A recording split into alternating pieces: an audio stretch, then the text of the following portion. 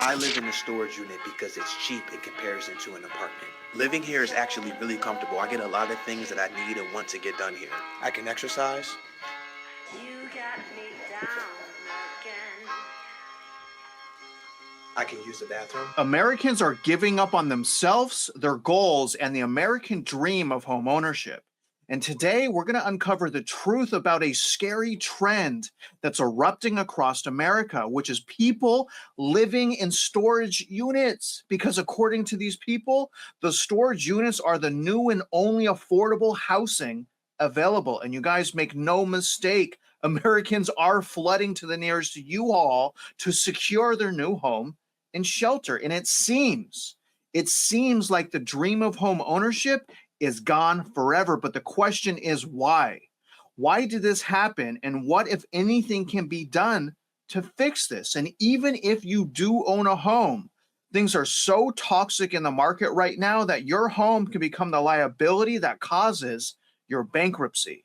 Now, in addition to discussing storage units, we're also going to talk about forced foreclosure at the hands of things like HOAs and life events such as divorce, because it's important to see through the data manipulation and understand what's happening to millions of Americans around the nation. And welcome back to Real Estate Mindset. You guys already know this video is going to be absolutely bonkers. And good evening, Mitch Vexler. How are you, sir? It's a very sick, twisted problem.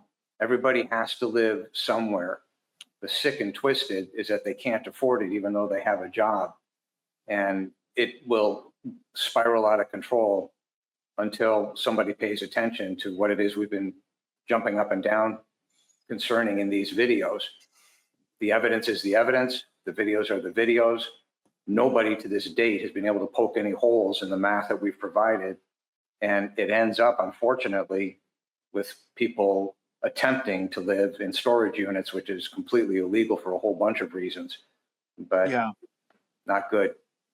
No, and it is illegal from both a state and federal standpoint and the contract that you sign. So all of the stuff you guys are about to watch right now is completely illegal, but these people are like, well, who cares? All the stuff that you guys are doing, Federal Reserve, are also illegal, so we're going to get ours. Now, let's start with that segment, and towards the end of the segment, I'm going to ask Mitch, should we live in storage units if we're single? Because according to these people, and we're going to listen to 2 videos, you should. I live in the storage unit because it's cheap in comparison to an apartment. Living here is actually really comfortable. I get a lot of things that I need and want to get done here. I can exercise.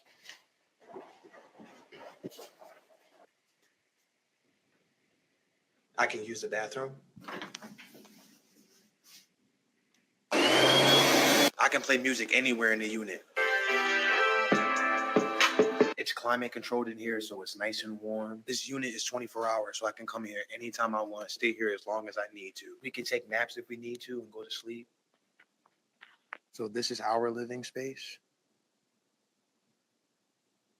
Very, very grateful to have this space. The next goal is to get an RV. The next goal after that, tiny home. And if we want to eat, I just cook right out front.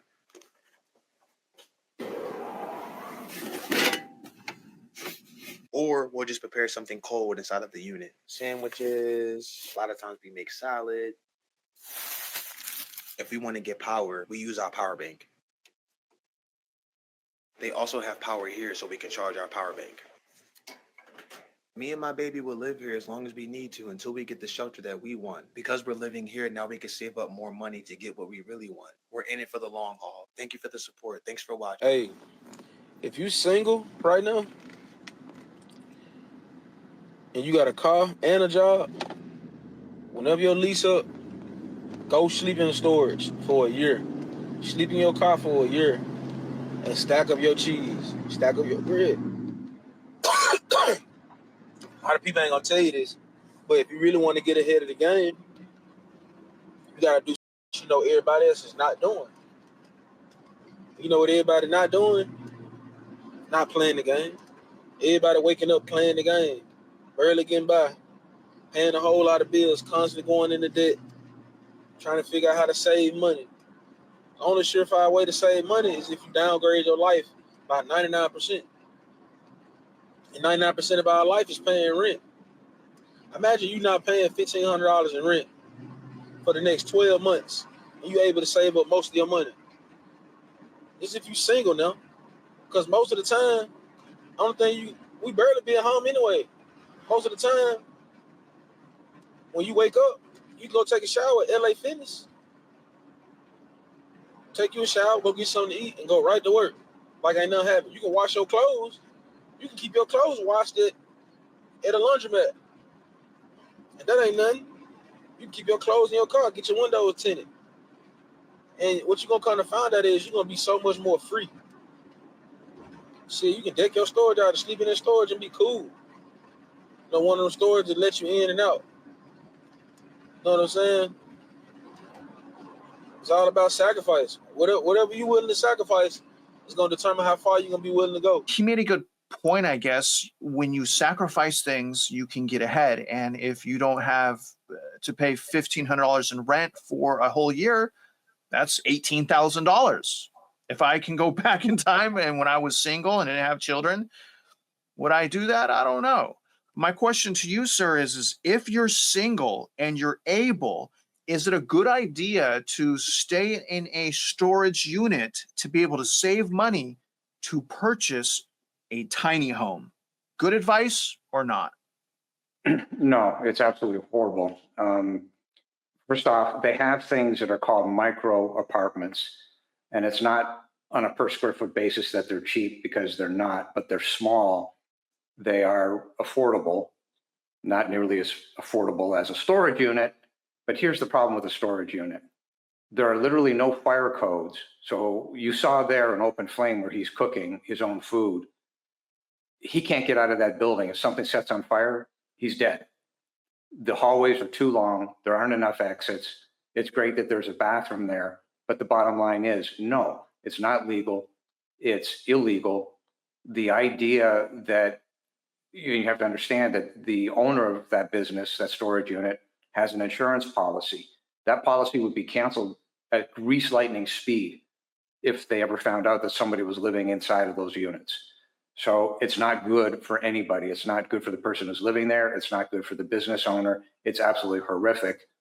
Micro apartments would be the way to go. With regard to the fellow that says, well, you have to sacrifice, yes, except that everybody has to have a place to live.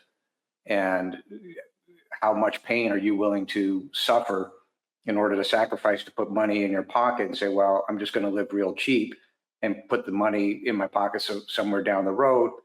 Maybe it's a step up in life, maybe it's not. The point of the matter is this shouldn't be happening. So 20 to 30% of your rent, doesn't matter if you're in an apartment building, doesn't matter if you're in a micro apartment, doesn't really matter. Give or take 20 to 30% of what you're paying is going into real estate tax. The real estate tax is being used to fund fraudulent school district bonds. In the state of Texas, we've calculated it's roughly $660 billion worth of outstanding school district fraudulent bonds. Across the US, roughly $5.1 trillion. When you start putting some real math behind this problem, how much, even if it's $1,600 that Travis was mentioning in rent, well, if that is the rent number, then you can figure out that 20 to 30% of that rent is going towards the real estate tax. And therein is the problem. That's still $400 a month in real estate tax that you wouldn't have to pay if the real estate taxes were repealed in favor of the uniform states sales tax.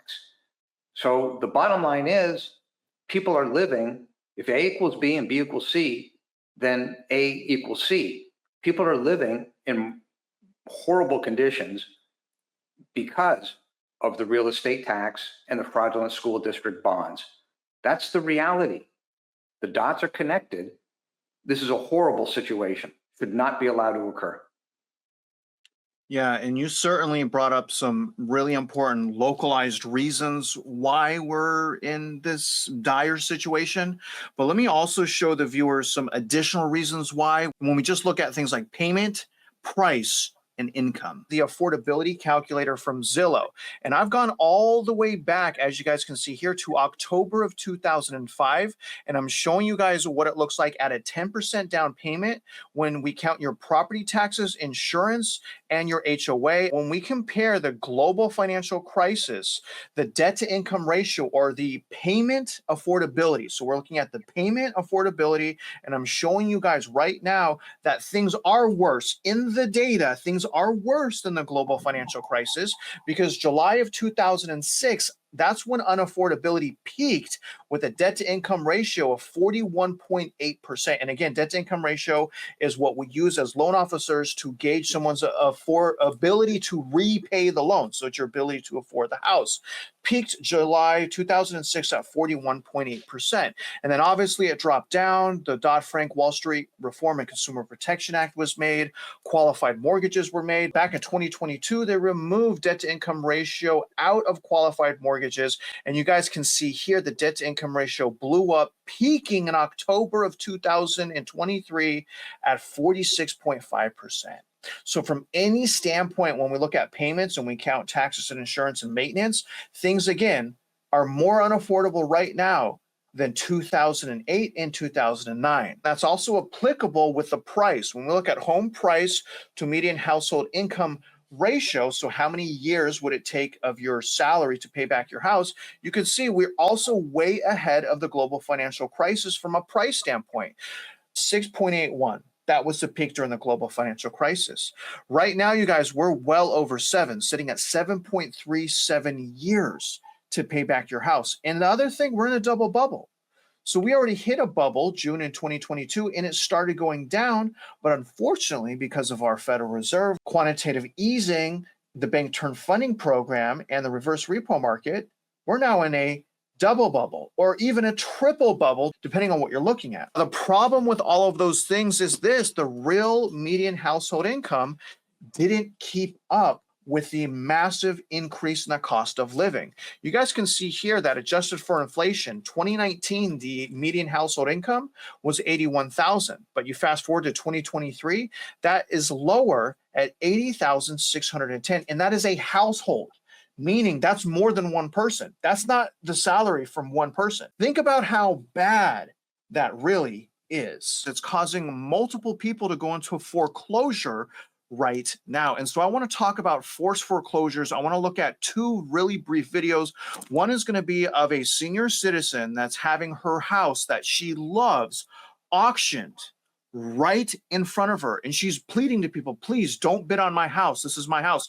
Please don't bid on it. But they don't care. They continue to bid on it and they buy her house. The second one is going to be on a lady that unfortunately, that's going through a divorce, and her husband is refusing to sell their house. And now their house is going into foreclosure. So again, I want you guys to understand that some people are going through a recession and depression and housing market collapse right now. No IRS liens to the best of my knowledge. Everybody would like to waive the reading, correct? Yes. Okay. All right. So this is the deal. The bank is going to enter a bid of $81,734.87, and it would take a bid of $82,500. 82.5. Okay, that's Chris at $82,500. You're going? And who's got 83? Don't bid on my house, please. Current high bid is Chris at 82.5. Anybody want to enter a bid of 83? Are you going to take my house? No, not if I can help it. Current high bid is 82.5. Anybody want to enter a Don't bid take of my house. 83? You might finance, yeah. No, All right, that's Chris at 82.5 going once. That's Chris at 82.5 going twice. Last call. Sold to Chris. I need some real estate help. I have a house in Spanaway, Washington right now. We owe roughly $420,000 on it. And I got divorced from my ex-husband, and the judge stated that he has to take the house out of my name or sell it. He hasn't done either or, and now it's in foreclosure to be auctioned off this July 19th. I cannot get this man to sell the house. I cannot get him to talk to a realtor.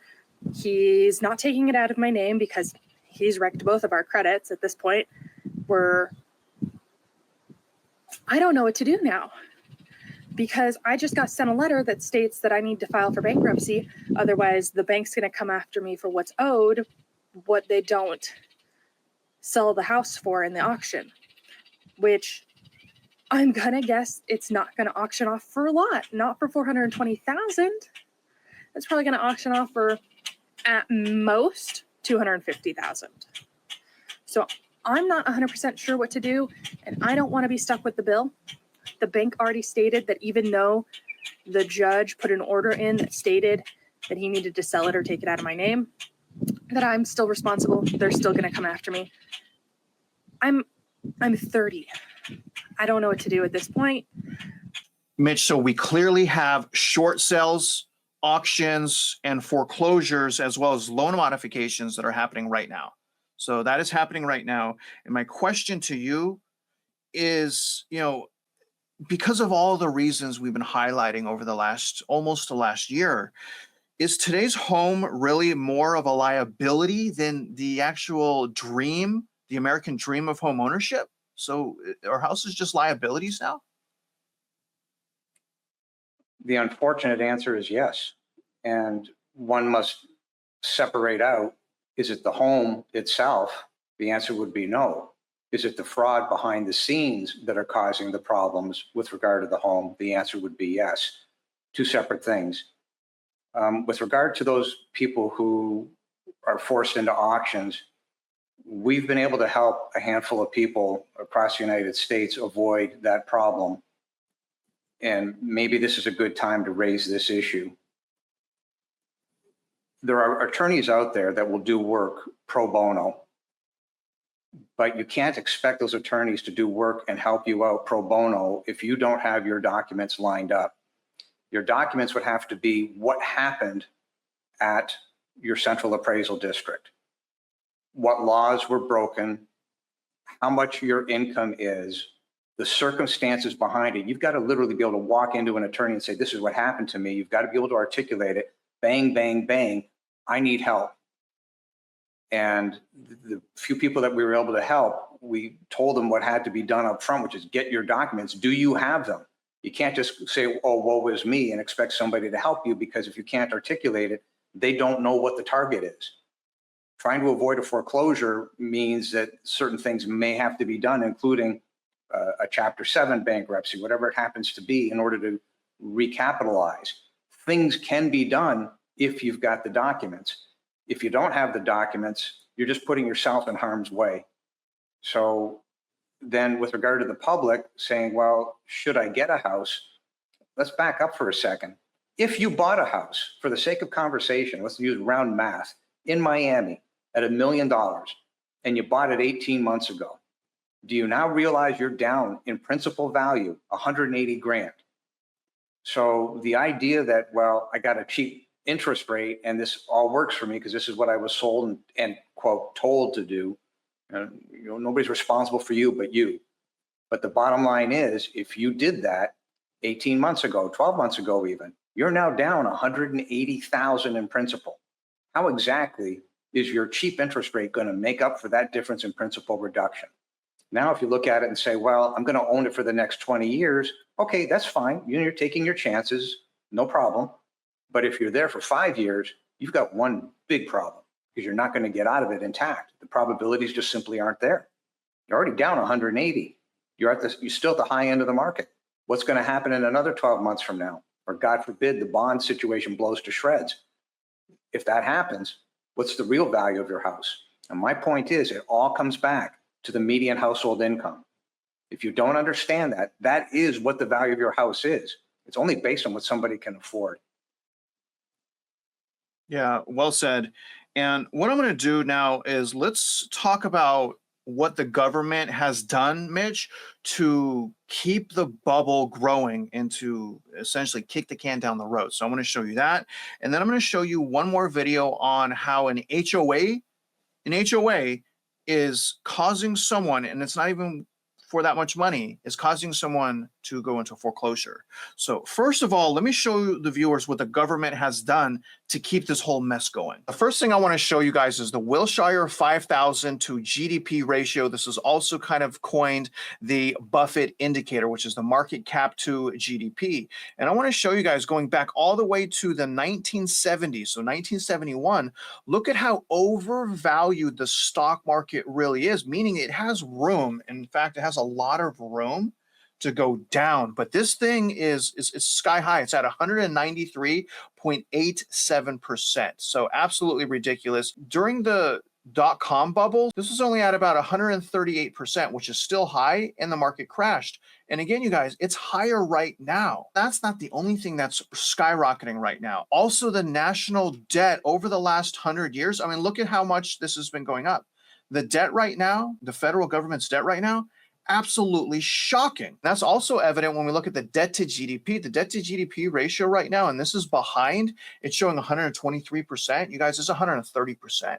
And look at going back to the 1950s, we'd never had debt to GDP this high. So we have skyrocketing government debt. We have skyrocketing debt to GDP at the same time that we have a skyrocketing deficit spending. So this is the yearly spending. So this isn't even up yet. So the year's not even up yet. And we have overspent $1 trillion. And that's up year over year by 23%.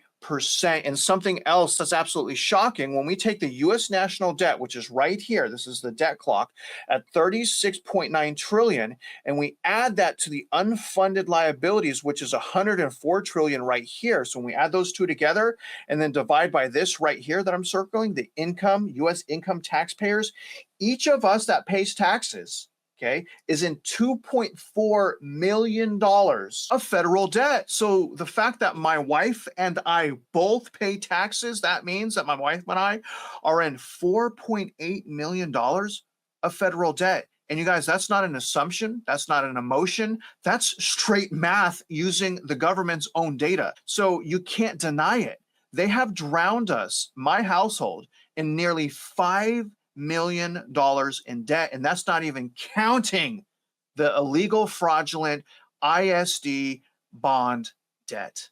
This is absolutely crazy. So, Mitch, before I have my question to you, let's listen to one more video about how homeowners associations across the nation are foreclosing on people. And some of these stories are absolutely ludicrous. HOA nightmares. It's one of the most frequent calls we get into our investigative tip line. That's right. Now there are new bipartisan efforts by state lawmakers to look at how to rein in homeowners associations that really go too far. Channel 2 investigator, or consumer investigator, Justin Gray is here. And Justin, in Georgia, a homeowners association can take your house. You can be up to date on your mortgage, have never missed a loan payment, and still lose your home to foreclosure by your HOA. None of it makes any sense. Each month, Karen Gibbons mailed a check for HOA dues on her Gwinnett County condo to the address provided in writing at closing. But she says she never knew when or if it would be cashed. Well, it was just random. I mean, there'd be 2, 3, 4, 5 months go in between checks being cashed. Then out of the blue, she was served with this, a notice of foreclosure by her HOA.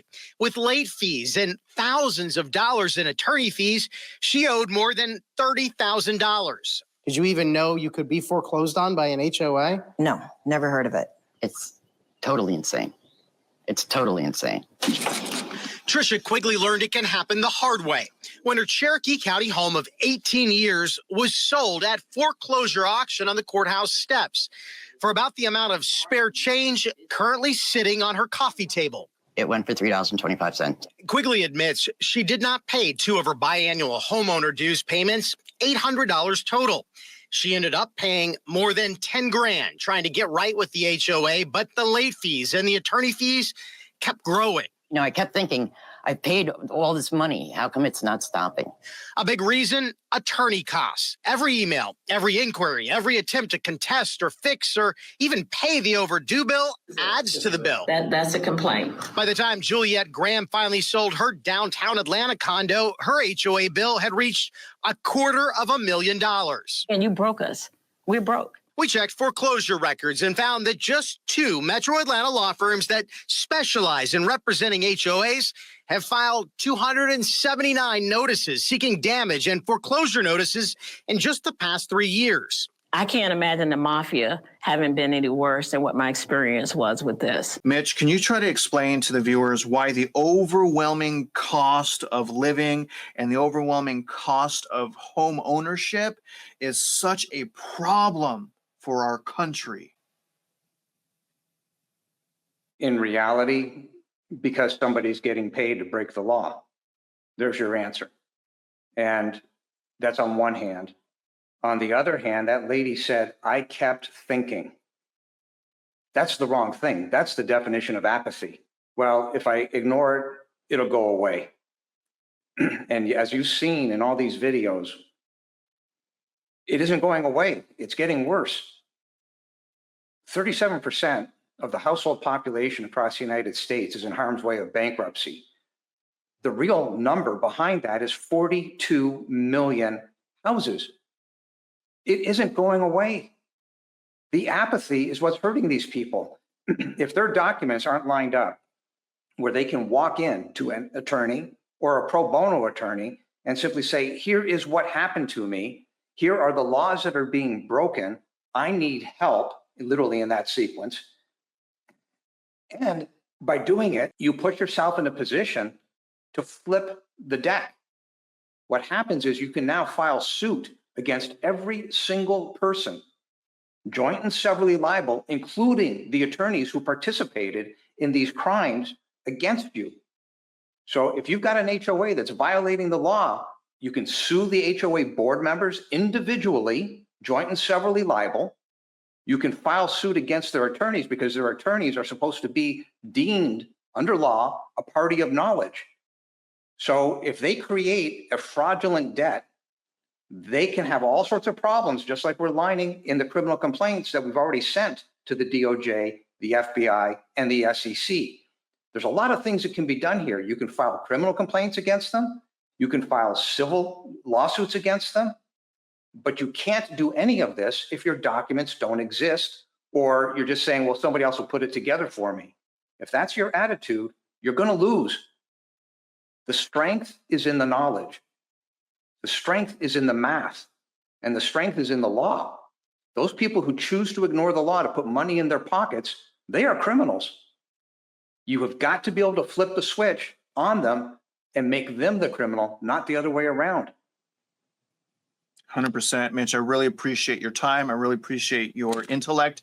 Now, if you guys want to help us flip the switch, if you want to help us hold these people accountable, do not forget, go to the realestatemindset.org website. And when you guys get here, not only are you going to find free courses on how to buy a house, like what's wedge and what's cash flow, you're also going to see the short version of the criminal complaint. So if you own a house or even if you rent a house, especially in Texas, you guys should be coming here and you should be doing this. Now, we have a short version ISD bond cap criminal complaint. You guys can use this in different states. But if you're in Texas, just email me, tell me the county and the school district that you're in, and I will research whether or not there's violations. If there's violations, I ask, please, I will fill that out for you, but please submit it with your local DA so you guys can come here. And what you're going to want to do is you want to go to the criminal complaint tab right here to see if I've already done this. When you get here, you guys are going to see about 30 different criminal complaints that are pertaining to specifically Texas. And when you click one of these, you're going to find this right here, which is the step-by-step, the simplified version of the criminal complaint, and then all of your exhibits already made. Look at this: exhibit A, B, C, and D. In other words, you guys go there, help us hold these people accountable. What do you guys think about all of this? Do you guys think that we should start living in storage units? Do you guys think that we should do something about all of the institutional investors? Should we do something about the Federal Reserve, the ISD, illegal bond debt? What should we do? We want to hear from you, and also let us know how we can help you learn and navigate through this incredibly toxic economy and housing market. Now, other than that, guys, I hope to hear from you in our email. I hope to send you guys some criminal complaints. And if you guys are out there investing in real estate or your lives, you guys already know we wish you luck and we hope you win.